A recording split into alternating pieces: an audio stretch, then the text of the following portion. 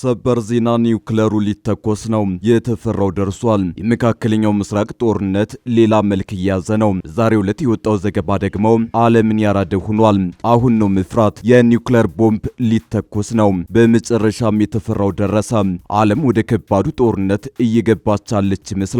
ይህንን የሚያረጋግጥ መረጃ በዛሬው ዕለት ወጥቷል። ዘገባው የመካከለኛው ምስራቅ ጦርነት ወደ ኒውክለር ጦርነት የማምራቱ ነገር አይቀር ይመስላል ሲል አትቷል። ታደምጡታል። ጠቅላይ ሚኒስትር አብይ አህመድ በድጋሚ ኢራንን አወገዙ።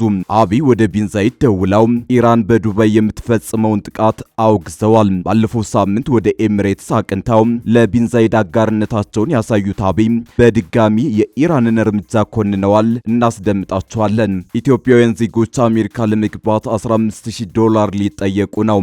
አሰራሩ ከመጪው መጋቢት 24 ቀን ጀምሮ ተግባራዊ እንደሚደረግም ታውቋል። እንመለስበታለን። ዮሐንስ ቧያሉ በጽና መታመማቸው ሲሰማ ከተፈቱ በኋላ የታሰሩት ዶክተር ሲሳይ አውግቸው በበኩላቸው የዋስትና መብታቸው ተሽሯል። በጉዳዩ ላይ ዝርዝር መረጃ ይዘናል። አክብሮታዊ ሰላምታችን በያላችሁበት የዓለም ዳርቻ የረሳችሁ የተወደዳችሁ የአንድ አፍታ ሚዲያ ቤተሰቦች ከአንድ አፍታ ለአሁኑ መደመጥ አለባቸው ያልናቸውን ዜናዎች ወደ እናንተ የምናደርስበት ሰዓት ላይ ተገኝተናል። አብራችሁን ትቆዩ ዘንድ ግብዣችን ነው።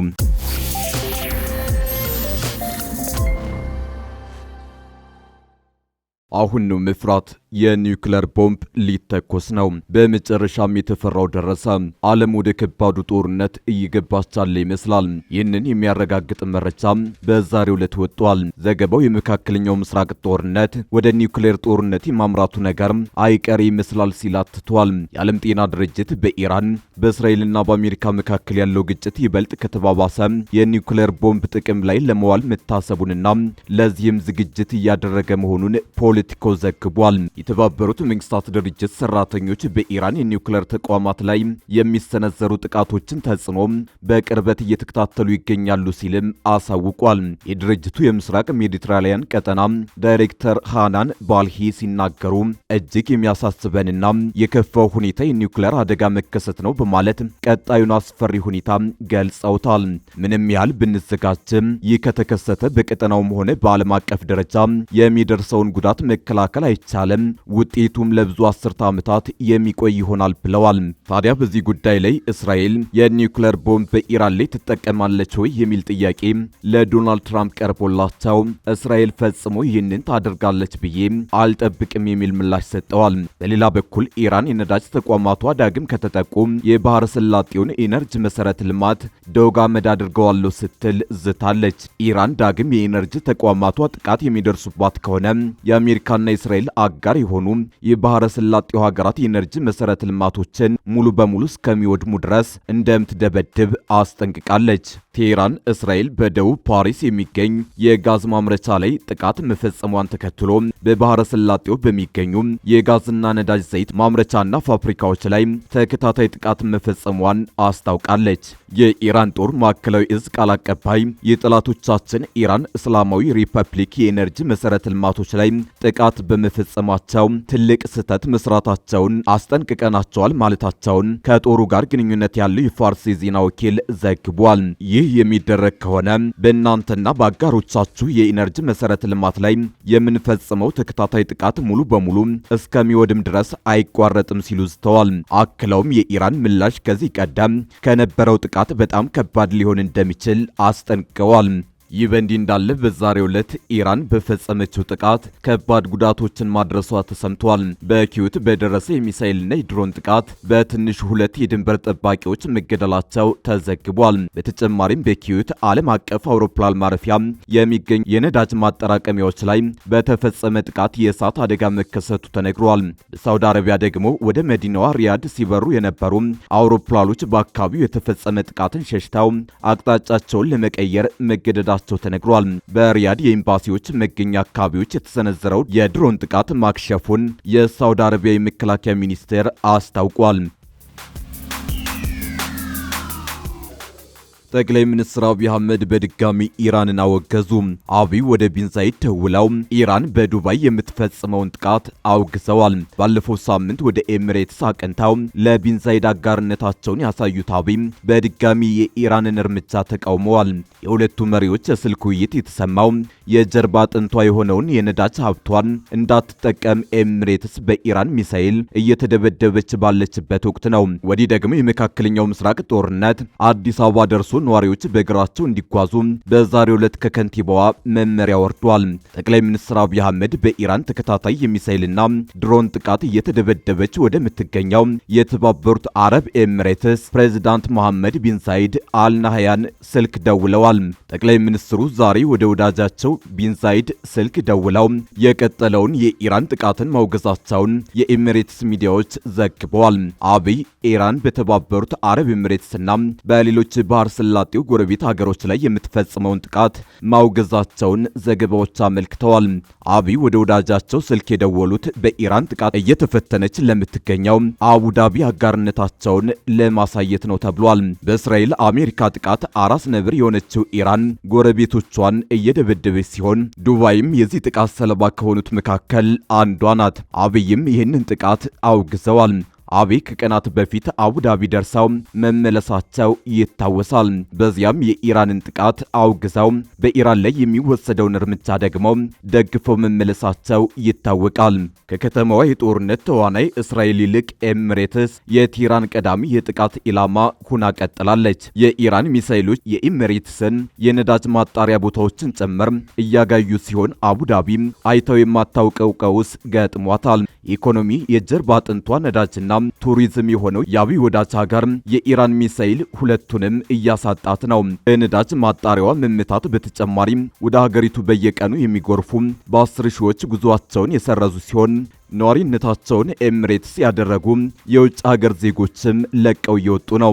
የተያያዘ ዜና በመካከለኛው ምስራቅ ጦርነት የነዳጅ ዋጋ በከፍተኛ ደረጃ መናሩን ተከትሎ የአዲስ አበባ ከተማ ከንቲባ ነዋሪዎችን በእግር ተጓዙ ብለዋል። የአዲስ አበባ ከተማ ከንቲባ አዳነች አቤቤ ነዋሪዎች አጫጭር መንገዶችን በእግር በመጓዝ የነዳጅ ፍጆታ እንዲቀንሱ ጥሪ አቀርበዋል። ከንቲባዋ ለመዲናዋ ነዋሪዎች ባስተላለፉት መልእክት በመካከለኛው ምስራቅ ቀውስ ኢትዮጵያ የነዳጅ አቅርቦት እንደ ልብ ማግኘት አልቻለችም ብለዋል። አሜሪካ፣ እስራኤልና ኢራን ጦርነት መቋጫ አግኝቶ የነዳጅ አቅርቦት ወደ መደበኛ መስመር እስኪመለስ ድረስ በቁጠባ መጠቀም እንደሚገባ ጠቁመዋል። በዚህም የአዲስ አበባ ከተማ ነዋሪዎች አጫጭር መንገዶችን በእግር በመጓዝ ነዳጅ እንዲቆጥቡ ከንቲባዋ ጥሪ አቅርበዋል። በእግር ከመጓዝ በተጨማሪም እንደ ብስክሌትና ኤሌክትሪክ ተሽከርካሪ ያሉ የትራንስፖርት አማራጮችን በመጠቀም ነዋሪው መንግስትን እንዲተባበር ጠይቀዋል። ኢትዮጵያውያን ዜጎች አሜሪካ ለመግባት $15,000 ሊጠየቁ ነው። አሰራሩ ከመጪው መጋቢት 24 ቀን ጀምሮ ተግባራዊ እንደሚደረግም ታውቋል። የኢትዮጵያን ጨምሮ የሌሎች 12 ሀገራት ዜጎች ከዝርዝሩ ውስጥ መካተታቸውን የዩናይትድ ስቴትስ ባለስልጣናት አስታውቀዋል። አብዛኞቹ የአፍሪካ ሀገራት ናቸው። ለንግድና ጉብኝት ወደ አሜሪካ ለመጓዝ የሚያስችል ቪዛ ለማግኘት የሚያመለክቱ ኢትዮጵያውያን ከ5,000 እስከ $15,000 ወይም 2.3 ሚሊዮን ብር የሚደርስ ማስያዣ እንደሚ ጠየቁ ተዘግቧል። ከተፈቀደላቸው ጊዜ በላይ አሜሪካ ከቆዩ ገንዘብ ተመላሽ እንዳይሆን የሚያደርገው አዋጅ ከ2 ሳምንት በኋላ ተግባራዊ እንደሚሆን የሀገሪቱ የውጭ ጉዳይ መስሪያ ቤት አስታውቋል።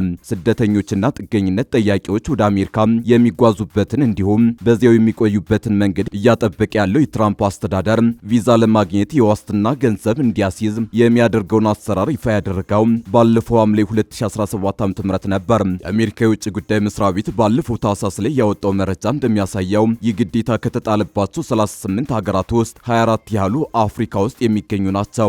እንደ ጅቡቲ፣ ናይጄሪያና ኡጋንዳ ያሉ የአፍሪካ ሀገራት በዚህ አሰራር ውስጥ በተካተቱበት ወቅት ኢትዮጵያ ሳትጠቀስ ቀርታ እንደነበር ይታወሳል። የፕሬዝዳንት ትራምፕ አስተዳደር አሁን ተጨማሪ 12 ሀገራት ይህን ግዴታ እንዲጣልባቸው መወሰኑን የዜና ወኪሉ ሮይተርስ አንድ ኃላፊን ጠቅሶ ዘግቧል። ከመጋቢት 24 ቀን 2018 ዓ.ም ጀምሮ አሰራሩ ተግባራዊ ተግባራዊ ከሚደረግባቸው 12 ሀገራት ውስጥ አንዷ ኢትዮጵያ መሆኗን የአሜሪካ የውጭ ጉዳይ ሚኒስቴር በድረገጹ ያወጣው መረጃ ያሳያል። ሞዛምቢክ፣ ቱኒዚያ፣ ሌሴቶ፣ ሞሪሸስና ሲሸልስ በአዲሱ ዝርዝር ውስጥ ከኢትዮጵያ ጋር የተካተቱ ሌሎች አፍሪካ ሀገራት ናቸው።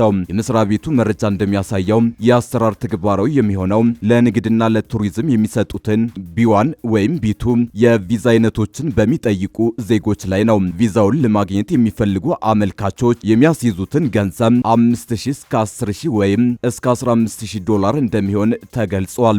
አመልካቾች ምን ያህል ገንዘብ ማስያዝ እንዳለባቸው የሚወሰነው በቪዛ ቃለ መጠየቅ ወቅት ነው። በዚህ መልኩ ቪዛ የሚያገኙ ኢትዮጵያውያን የተለያዩ ግዴታዎች ይጣልባቸዋል።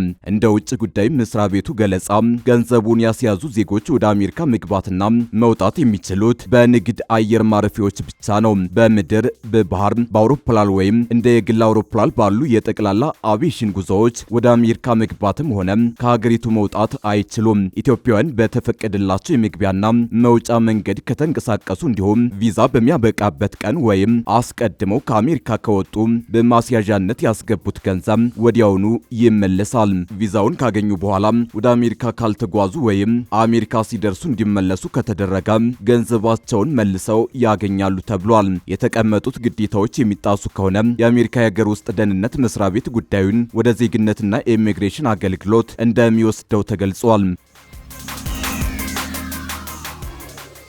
ጠቅላይ ፍርድ ቤት የቀረበባቸው የሽብር ክስ ተሻሽሎ ከተፈቱ በኋላ የታሰሩት ዶክተር ሲሳይ አውግቸው የዋስትና መብትን ሻረ። በሌላ በኩል በሽብር ወንጀል የተከሰሱት የአማራ ክልል ምክር ቤት አባሉ ዮሐንስ ቧያለው በጸና ታመው ሆስፒታል መግባታቸውን ጠበቃቸው አረጋግጠዋል። የፌዴራል ጠቅላይ ፍርድ ቤት ዶክተር ሲሳይ አውግቸው በዋስ እንዲለቀቁ ከፍተኛ ፍርድ ቤት ሰጥቶት የነበረውን ውሳኔ ውድቅ ማድረጉን ዶቼ ቬለ ዘግቧል። ባለፈው ወር የካቲት 16 2018 ዓ.ም የፌዴራል ከፍተኛ ፍርድ ቤት በ100 ሺህ ብር ዋስትና እንዲፈቱ ብይን የሰጠ ቢሆንም ዶክተር ሲሳይ በወቅቱ ከማረሚያ ቤት ሲወጡ በፖሊስ ቁጥጥር ስር መዋላቸው ይታወሳል። ይህንን ተከትሎ የዋስትና ጉዳያቸውን ሲከታተሉ መቆየታቸውን የገለጹት የተከሳሽ ጠበቃ የፌዴራሉ ጠቅላይ ፍርድ ቤት የስር ፍርድ ቤቱን ውሳኔ በመሻር የዋስትና መብታቸውን አግዷል ብሏል። ከዚሁ የክስ መዝገብ ጋር በተያያዘ በእስር ላይ የሚገኙት ገነት አስማማውና መስከረም አበራ እንዲሁም በሌላኛው መዝገብ ተመሳሳይ የሽብር ክስ የተመሰረተባቸው